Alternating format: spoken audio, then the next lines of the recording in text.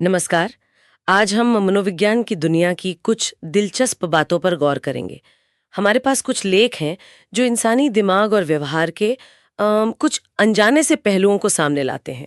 हाँ, कुछ ऐसी बातें जो शायद हम रोज महसूस करते हैं पर सोचते नहीं उनके बारे में। बिल्कुल। तो हमारा इरादा है इन स्रोतों से कुछ मुख्य बातें निकालना जो शायद हमारे सोचने का नजरिया बदल दें। कुछ काम की बातें। हाँ, चलिए देखते हैं क्या है इनमें। तो पहली चीज जो मुझे काफी दिलचस्प लगी वो संगीत से जुड़ी है। ये सिर्फ मूड नहीं बदलता ऐसा कहा गया है, बल्कि दुनिया देखने का नजरिया भी बदल सकता है। हाँ जैसे उदास संगीत सुने तो उदास चेहरे ज्यादा नजर आते हैं। हाँ, ये बिल्कुल सही है। ये दिखाता है कि हमारा जो बोध है, मतलब परसेप्शन, वो बाहरी चीजों से जैसे संगीत से कितना ज्यादा प्रभावित होता है। हमारा माहौल जैसे संगीत हमारी हकीकत की समझ को, आप कह सकते हैं, सीधे तौर पर बदल सकता है। अच्छा, मतलब जैसा संगीत वैसा नजारा। आपका भावनात्मक स्टेट बदलता है और फिर आप उसी चश्मे से दुनिया देखते हैं। ओके। इसी से जुड़ी एक और बात है जो थोड़ी सोचने वाली है, वो ये कि ज्यादा बुद्धिमान लोग वो अक्सर खुद की काबिलियत पर शक करते हैं, जबकि कुछ कम जानने वाले हैं वो खुद को एक्सपर्ट समझते फिरते हैं। ये क्यों होता है? हाँ, ये बहुत कॉमन ऑब्जर्वेशन है। इसे डनिंग क्रूगर इफेक्ट से भी जोड़ते हैं। बात असल में आत्म जागरूकता की है, सेल्फ अवेयरनेस की।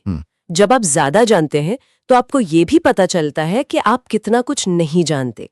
आपकी समझ गहरी होती है, आप अपनी लिमिट्स पहचानते हैं। अच्छा। दूसरी तरफ कम जानकारी वालों में अक्सर ये समझने की क्षमता ही कम होती है कि उनकी समझ कहाँ खत्म होती है। तो उन्हें लगता है बस मुझे सब पता है। तो सच्ची समझ अपनी सीमाओं को जानने में भी है। बिल्कुल। ये हमें सावधान भी करता है उन दावों से जहां कोई कहता है सब पता है मुझे। सही बात है। अच्छा, बातचीत की एक तकनीक भी बताई गई है इन स्रोतों में कि अगर किसी से सच जानना हो तो सवाल पूछकर चुप हो जाएं। हाँ, खामोशी। कहते हैं लोग अक्सर खामोशी भरने के लिए ज्यादा बोल जाते हैं।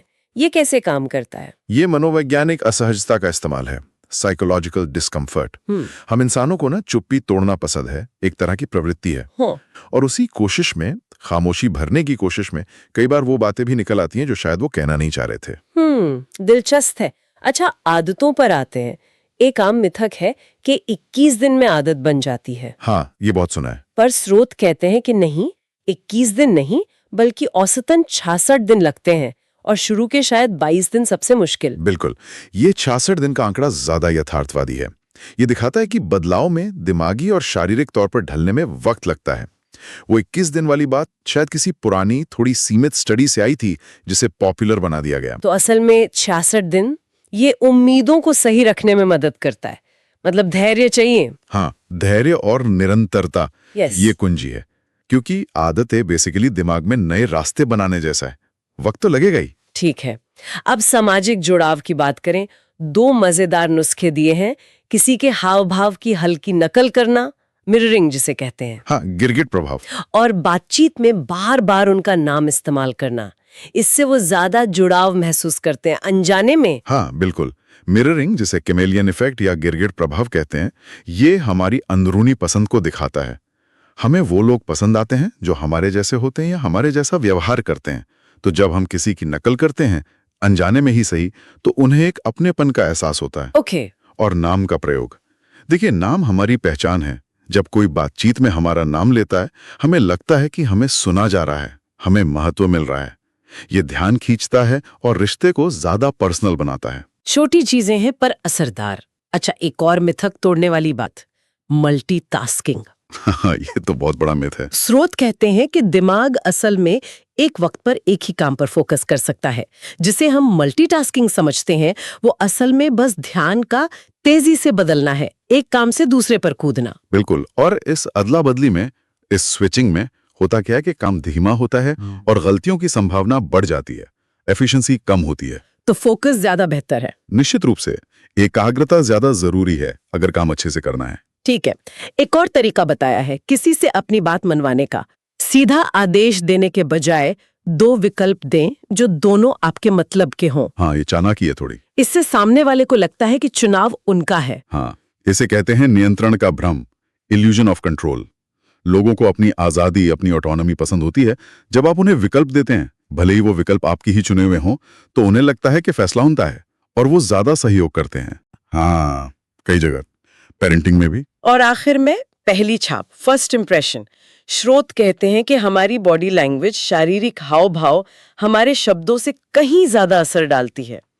ये बिल्कुल सच है। अशाब्दिक संचार, नॉन वर्बल कम्युनिकेशन बहुत शक्तिशाली होता है। लोग अनजाने में बहुत तेजी से आपके खड़े होने के तरीके, आंखों के संपर्क, आपकी मुस्कान से आपके बारे में राय बना लेते हैं, अक्सर तो बातचीत शुरू होने से भी पहले। तो आत्मविश्वास से खड़ा होना, आंखों में देखना, हल्की मुस्कान, ये सब जरूरी है। बहुत जरूरी। ये बिना बोले ही आपके बारे में सकारात्मक संदेश भेजते हैं। तो इन स्रोतों से हमने आज इंसानी दिमाग और व्यवहार की कुछ काफी गहरी और काम की बातें जानी। संगीत के असर से लेकर आदतें बनाने के सही वक्त तक और सामाजिक जुड़ाव की कुछ बारीक टेक्निकों तक। बिल्कुल। और ये छोटी छोटी बातें रोजमर्रा की जिंदगी में बड़ा फर्क डाल सकती हैं। हाँ, ये सोचने वाली बात है। यहां एक विचार छोड़ जाते हैं आगे सोचने के लिए। अगर हमारा दिमाग इन छोटे छोटे संकेतों और तकनीकों से इतना प्रभावित होता है, तो हम अपनी जागरूकता का इस्तेमाल करके अपने आपसी व्यवहार और अपने माहौल को जानबूझकर कितना सकारात्मक बना सकते हैं, इस पर जरूर सोचिएगा।